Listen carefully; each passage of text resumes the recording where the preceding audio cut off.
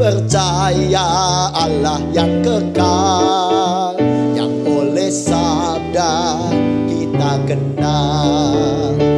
Bapa pencipta alam semesta, yang mengasihi manusia. Aku percaya putra tunggalnya, yang disalibkan di Golgota, dari kubur bangkit dan menang, naik ke surga dalam terang. Aku percaya pada Roh Kudus, yang mendiami kita terus. Aku percaya gereja yang esa, ku jadi suci di dalamnya.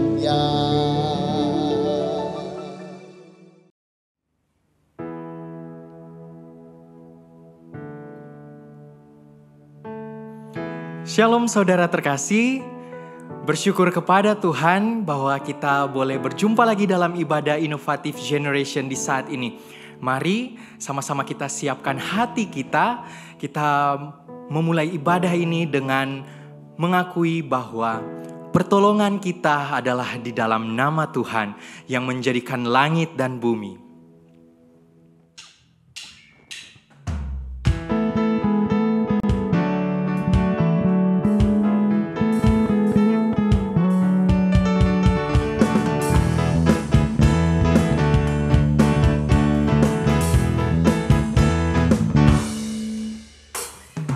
Kami puji dengan riang Dikau Allah yang besar, bagai bunga terima siang, hati kami pun mekar.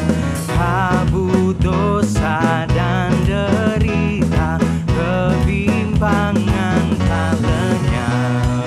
Sumber sukar yang abadi, beri sinarmu menyerap.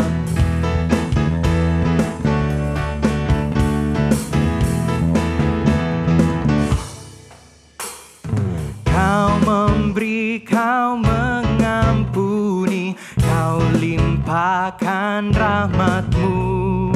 Sumber air hidup ria, lautan kasih dan restu. Yang mau hidup di dalammu, kau jadikan milikmu, agar kami menyayangi, meneladan kasih-Mu.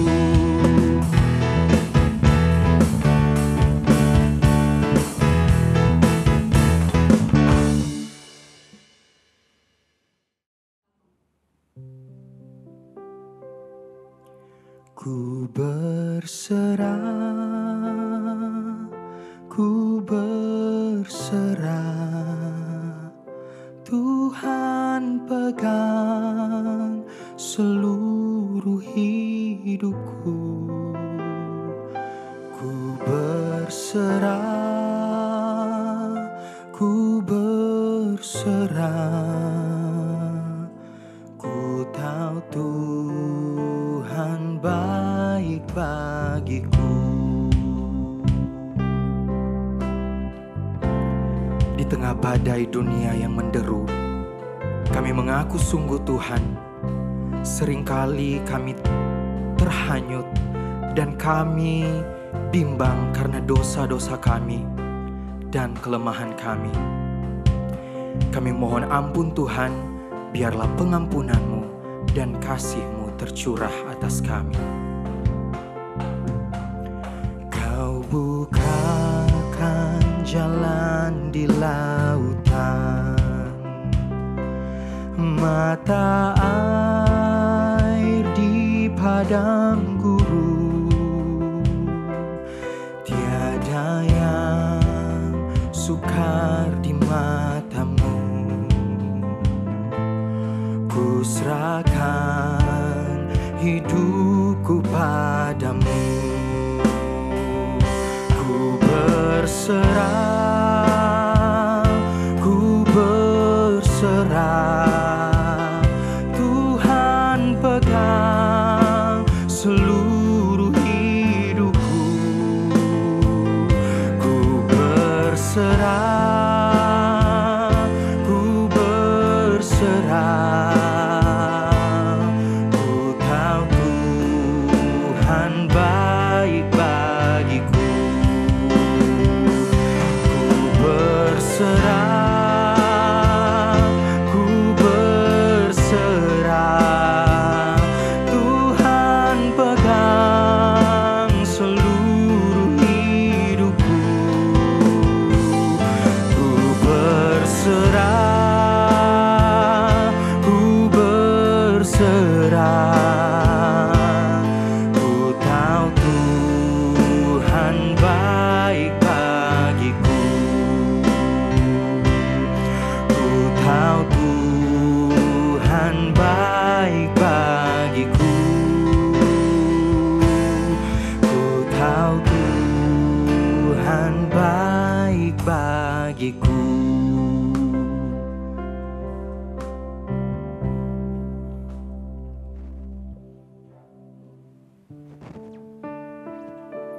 Mari kita bersuka cita menyambut berita anugerah sebagaimana tertulis di dalam Efesus pasalnya yang kedua ayatnya yang keempat sampai keenam. Tetapi Allah yang kaya dengan rahmat oleh karena kasih-Nya yang besar yang dilimpahkannya kepada kita telah menghidupkan kita bersama-sama dengan Kristus sekalipun kita telah mati oleh kesalahan-kesalahan kita. Oleh kasih karunia kamu diselamatkan. Dan di dalam Kristus Yesus Ia telah membangkitkan kita juga dan memberikan tempat bersama-sama dengan Dia di sorga.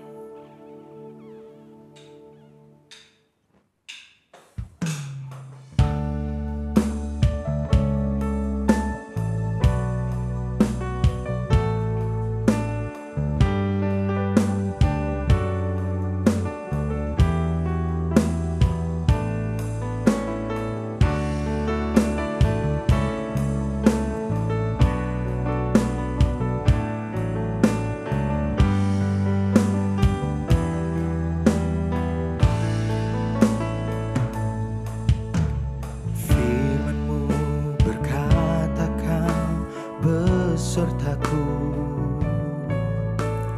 maka kuat roh dan jiwaku. Tangan-Mu Tuhan selalu ku nantikan.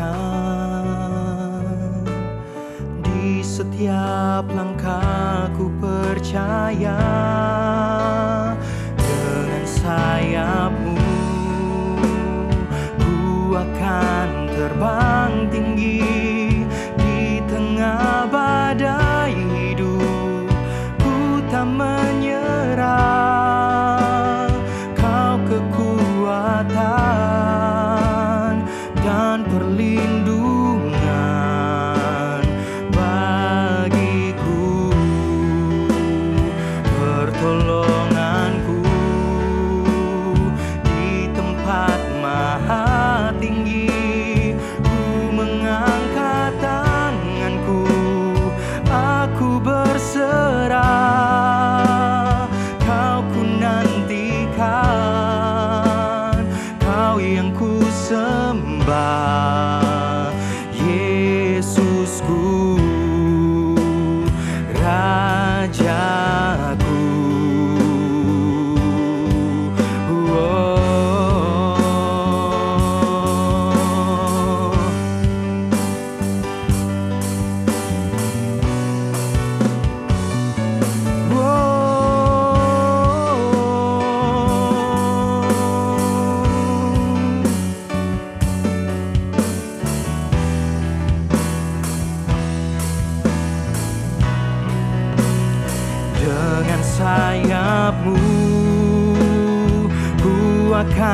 terbang tinggi di tengah badai hidup. Ku tak menyerah, Kau kekuatan dan perlindungan bagiku, pertolonganku di tempat maha tinggi. Ku mengangkat tanganku, aku berserah. Kau ku nantikan, Kau yang ku sembah, Yesusku, Rajaku.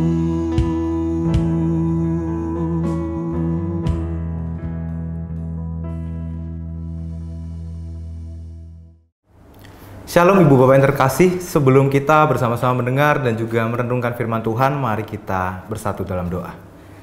Tuhan Allah kami yang penuh kasih, kami mau mengucap syukur atas setiap berkat dan juga penyertaan yang Kau berikan kepada kami sepanjang kehidupan kami. Dan sebentar kami akan bersama-sama mendengar dan juga merenungkan firman Tuhan. Biarlah hikmat Roh Kudus-Mu yang membukakan hati dan juga pikiran kami, sehingga firman pada hari ini dapat menjadi firman yang hidup dalam hati kami, menjadi firman yang melandasi setiap langkah kehidupan kami. Dalam nama Kristus Yesus, sahabat dan juru selamat kami. Amin. Ibu Bapak yang terkasih, mari bersama-sama kita baca dari Pengkhotbah 1 ayat 12 sampai 18. Pengkhotbah 1 ayat 12 sampai 18. Saya akan membacakan bagi kita semua. Aku pengkhotbah adalah raja atas Israel di Yerusalem.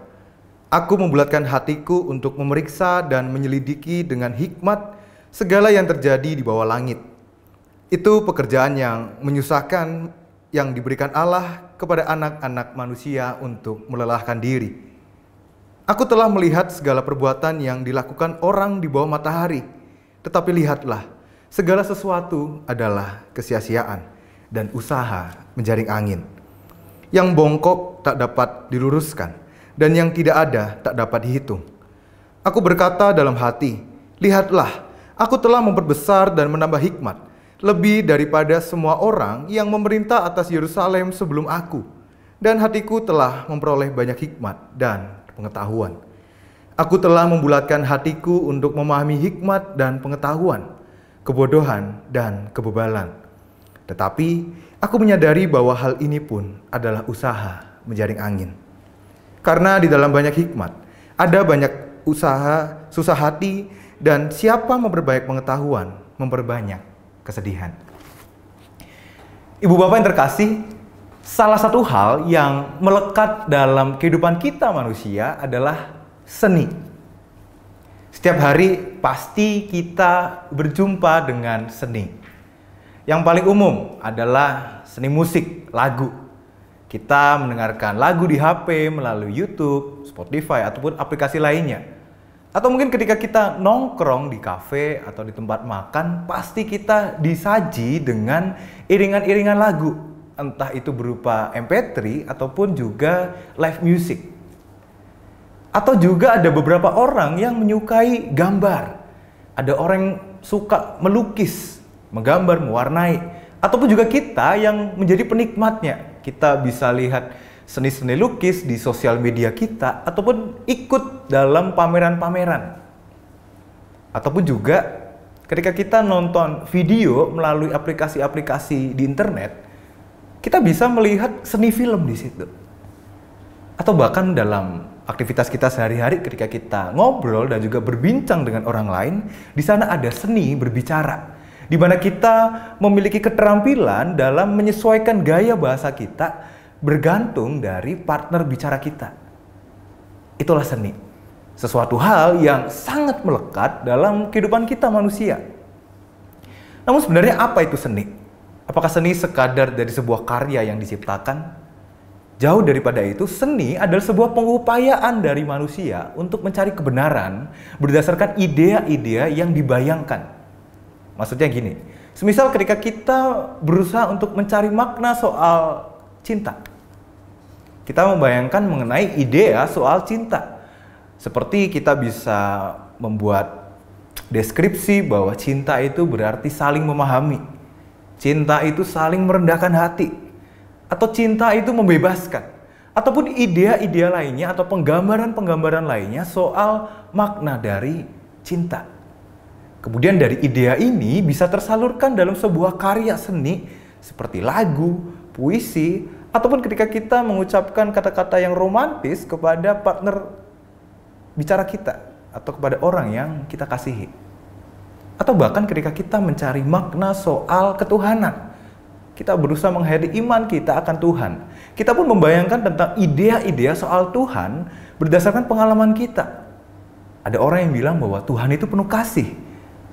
Dan berkebalikan dengan itu ada juga yang bilang bahwa Tuhan itu kejam. Ataupun juga banyak idea lainnya tentang Tuhan berdasarkan pengalaman kehidupan kita masing-masing. Di sini kita bisa melihat bahwa ide atau penggambaran akan makna yang kita ambil tentang suatu hal diambil dari refleksi atas pengalaman yang kita alami. Sekaligus dari perjalanan kehidupan setiap kita. Maka dari itu kita bisa menjumpai beragam genre lagu dari yang ada pop, rock, metal, jazz, blues, ataupun genre-genre lainnya.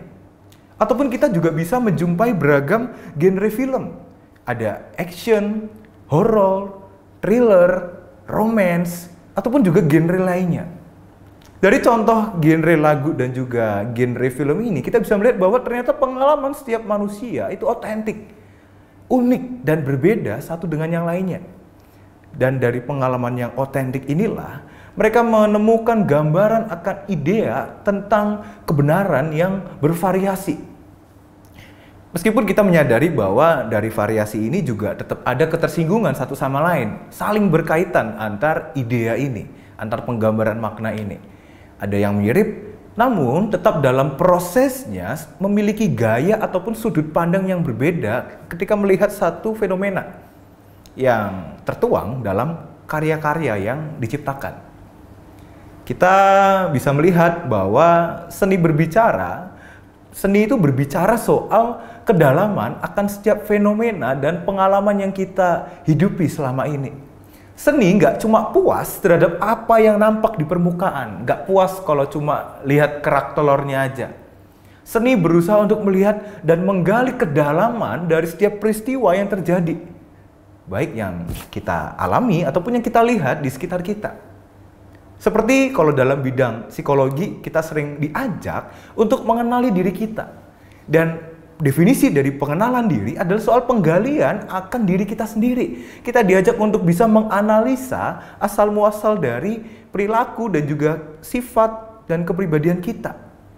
Dan ternyata kita menemukan bahwa sifat dan kepribadian kita dipengaruhi dari konteks pengalaman kita di masa lampau dan proses refleksi yang kita lakukan sehingga membentuk kita hingga saat ini. Pengalaman dari kita bayi sampai kita ada sekarang ini. Itulah yang membentuk diri kita. Dan itu bisa kita temukan dari penggalian akan diri kita sendiri. Kita berusaha untuk gak cuma puas, ya aku emang orangnya begini, aku orangnya begitu. Enggak, kita gak cukup pada excuse semacam itu. Tapi kita berusaha untuk menggali, untuk mencari kedalaman. Sekaligus, seni mau mengajak kita untuk melihat keterluasan. Menganalisa dampak yang terjadi, efek domino dari setiap peristiwa yang terjadi. Dan ini berbicara soal tujuan dan harapan. Seni sebagai daya mencari kebenaran, membawa kita akan kedalaman dan keterluasan dari setiap pengalaman yang kita alami. Seni adalah kehidupan, dan kehidupan adalah seni. Kehidupan memanggil kita untuk mencari makna dari kehidupan dan pencarian akan kebenaran. Kehidupan bukan sekadar ketika kita bisa mengikuti arus dan proses-proses yang ditentukan oleh lingkungan kita, dari norma ataupun dari hukum semata. Namun seni nggak hanya membuat kita pasrah-pasrah terhadap proses alur kehidupan di mana ya kita lahir, kita masuk TK, kita SD, SMP, SMA, kuliah, kerja, menikah, lalu mati. Seni nggak puas dengan hanya itu.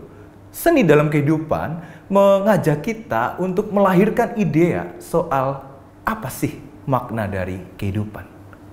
apa kehidupan bagi saudara sekalian? Seni dalam kehidupan mau mengajak kita untuk melihat kedalaman dari setiap pengalaman sekaligus menciptakan harapan. Kehidupan sebagai seni mengajarkan kita untuk bisa mengkreasikan dari setiap pengalaman masa lalu apa yang terjadi masa kini, sekaligus kita membayangkan akan masa depan kita, dikombinasikan sehingga melahirkan sebuah seni kehidupan. Dan inilah yang disebut pengkhotbah sebagai hikmat. Hikmat adalah upaya yang didasari oleh komitmen untuk memeriksa dan menyelidiki segala hal yang terjadi di bawah langit, untuk melihat dan belajar dari setiap peristiwa yang ada di sekitar kita ataupun yang kita alami. Namun yang menarik adalah ketika kita bisa memahami bahwa seni dalam kehidupan itu adalah hal yang baik buat kehidupan kita, sehingga kita nggak jadi orang yang gampang puas atau gampang putus asa dan melihat kedalaman dan keterluasan dalam segala aspek kehidupan. Berhikmat, namun pengkhotbah mengungkapkan hikmat adalah pekerjaan menyusahkan yang diberikan Tuhan kepada manusia. Hikmat adalah usaha menjaring angin kesia-siaan.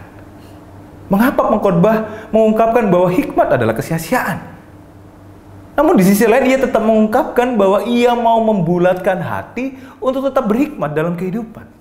Aneh, hikmat itu baik tapi dianggap kesia-siaan, tapi pengkhotbah ini tetap mau berkomitmen untuk tetap berhikmat dalam kehidupan.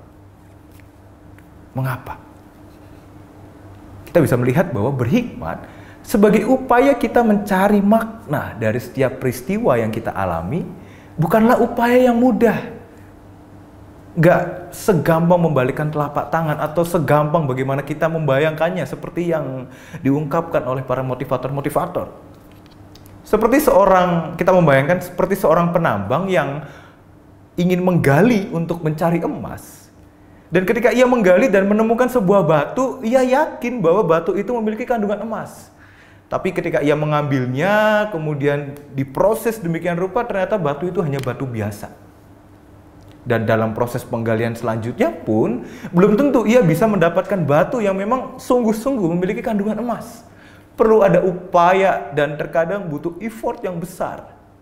Dan tak jarang usaha yang terlalu besar ini berujung pada rasa keputusasaan. Dan kita merasa bahwa hal itu adalah sia-sia.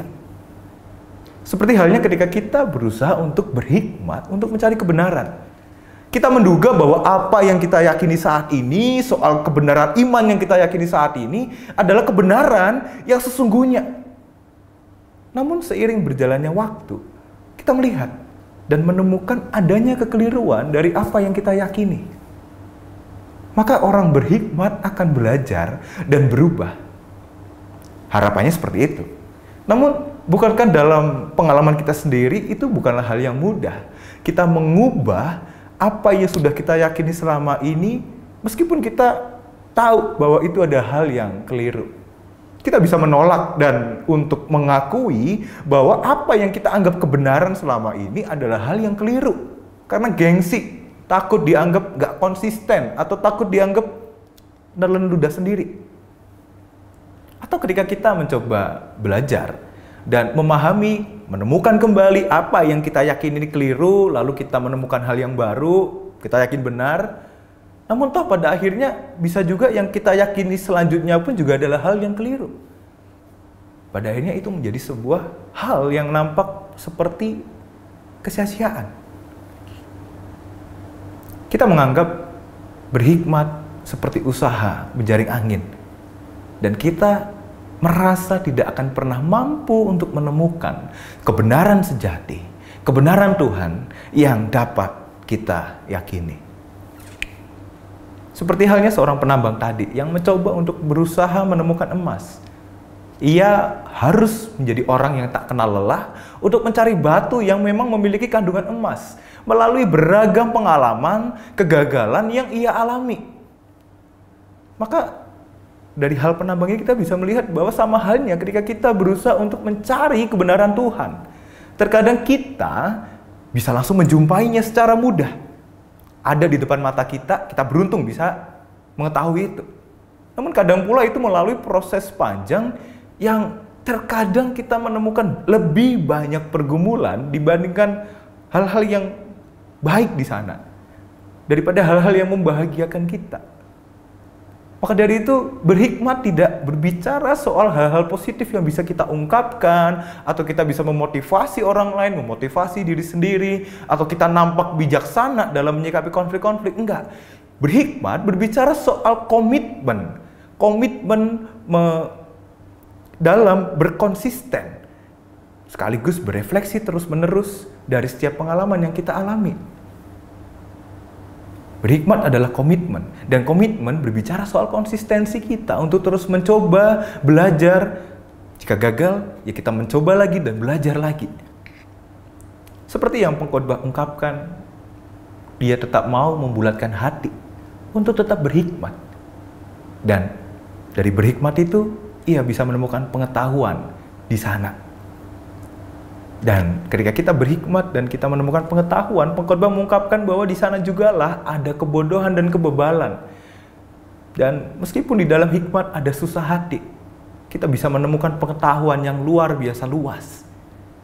Meskipun dalam pengetahuan yang luas itu terkandung juga kesedihan yang tak kalah sedikit. Namun disitulah justru hikmat menjadi hal yang luar biasa dalam kehidupan kita. Ketika kita bisa menemukan perbedaan antara hikmat dan kebodohan, pengetahuan dan kebebalan, kebahagiaan dan kesedihan, disitulah karena kita telah melewati beragam pengalaman dan kita mau untuk berefleksi dan belajar dari setiap pengalaman itu. Mencari kedalaman setiap makna dari apa yang kita alami, setiap fenomena yang kita lihat, menganalisa setiap dampak yang terjadi, yang pada akhirnya kita bisa menciptakan dan melahirkan ide-ide baru dalam kehidupan kita. Sehingga kita bisa menemukan kebenaran yang sejati. Dan kebenaran sejati itu bukan tiba-tiba jatuh dari langit, melainkan melalui sebuah proses panjang di mana kita bisa memilah dan memilih mana yang memang sungguh sebuah hikmat dan mana yang sebuah kebebalan dan kefasikan. Dan pada akhirnya kita akan bisa menemukan kebenaran Tuhan dalam kehidupan kita, yang menuntun kita pada kedalaman dan keterluasan dari makna kehidupan yang kita jalani. Sehingga kehidupan yang kita jalani tidak sekedar hidup yang sekedar lurus-lurus aja.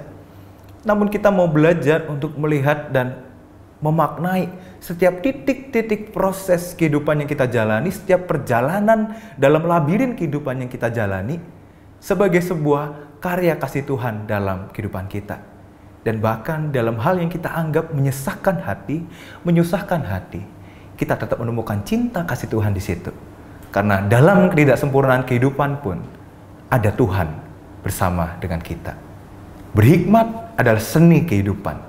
Seni mencari kebenaran Tuhan dalam kehidupan. Seni untuk bersukacita dalam setiap pengalaman yang kita alami. Amin.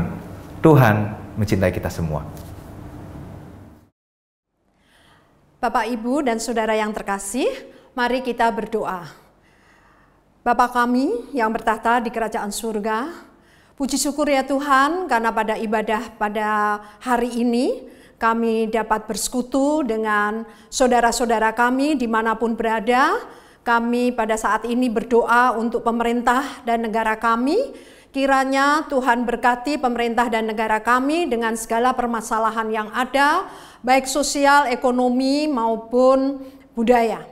Kiranya Tuhan sertai Bapak Jokowi dalam memimpin negara ini sehingga negara ini tetap sejahtera di dalam perlindungan tangan kasih-Mu saja. Bapa, kami juga berdoa untuk gereja kami di dalam pelayanan pada saat-saat ini penuh pergumulan ya Tuhan, di mana gereja kami harus menangani segala permasalahan yang ada di jemaat ini, baik di dalam orang-orang yang sakit. Kiranya Tuhan berkati dengan programnya Tetulung yang dimana untuk memberikan pertolongan bagi mereka yang membutuhkan. Kiranya Tuhan sertai sehingga program ini dapat tercapai tujuannya. Demikian pula untuk anak-anak kami yang mengalami permasalahan di dalam pendidikan, kiranya Tuhan pimpin dan saudara-saudara kami ini dapat menyelesaikan studinya dengan baik, dengan lulus yang memuaskan dan dapat memperoleh pekerjaan yang sudah Tuhan sediakan. Demikian pula untuk mereka yang bergumul karena masalah-masalah lain, Tuhan sertai sehingga dapat menyelesaikan permasalahan itu dengan penuh sukacita karena Tuhan sendiri pula yang menyelesaikan permasalahan yang ada. Tuhan Maha Baik yang senantiasa melimpahkan berkat kepada kami. Pada saat ini pula kami bersyukur karena Tuhan telah memberi kesempatan kepada kami untuk mengumpulkan persembahan.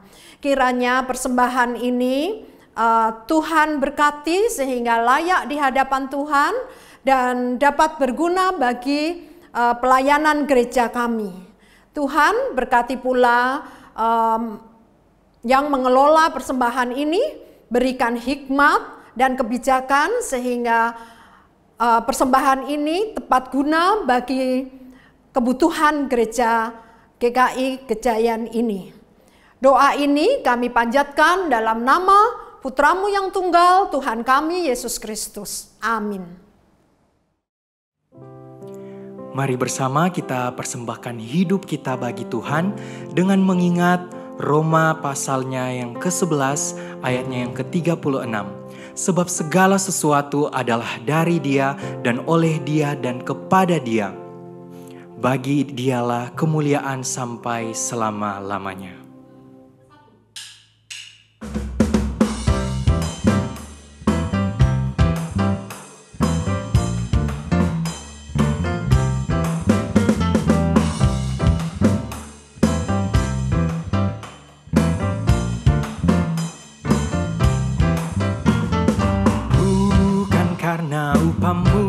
Dan bukan karena kebajikan hidupmu, bukan persembahanmu, dan bukan pula hasil perjuanganmu.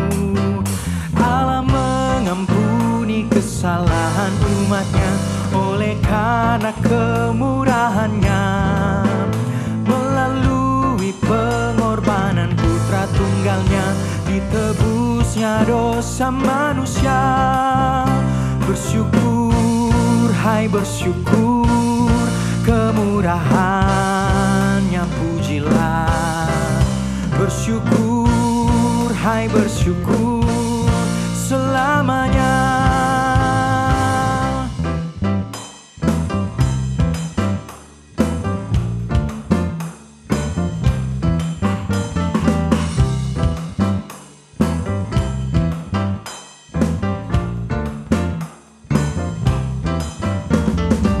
Janganlah kau bermegah dan jangan pula meninggikan dirimu. Baiklah selalu merendah dan hidup dalam kemurahan kasih-Nya. Keangkuhan tiada berkenan kepadanya, orang sombong direndahkannya. Yang lemah dan hina dikasihinya penuh, yang rendah kan ditinggikannya. Bersyukur, hai bersyukur, kemurahannya pujilah. Bersyukur, hai bersyukur, selamanya.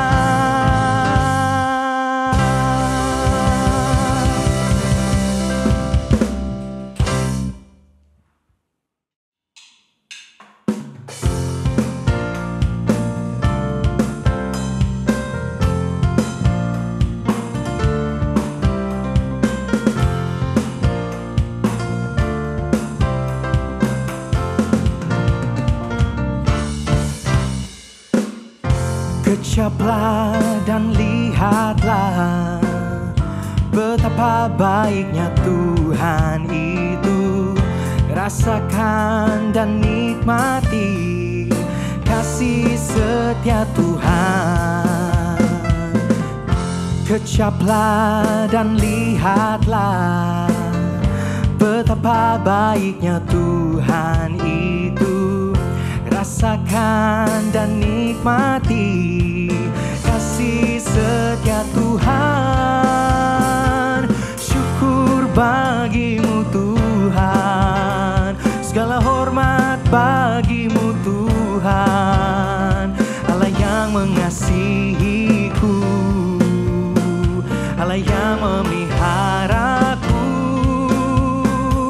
Syukur bagimu Tuhan, segala hormat bagimu Tuhan. Allah yang mengasihiku, Allah yang memeliharaku selamanya.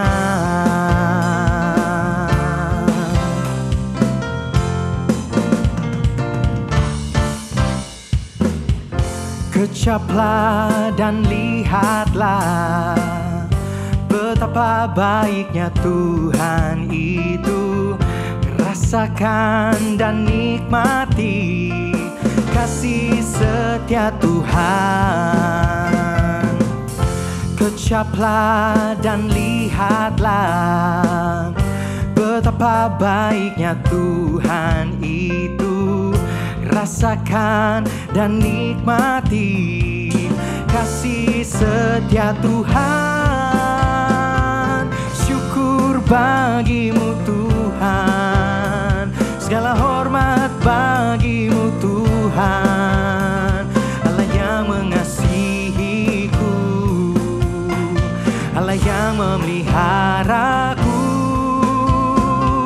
Syukur bagimu Tuhan, segala hormat bagimu Tuhan. Allah yang mengasihiku, Allah yang memeliharaku selamanya, selamanya, selamanya.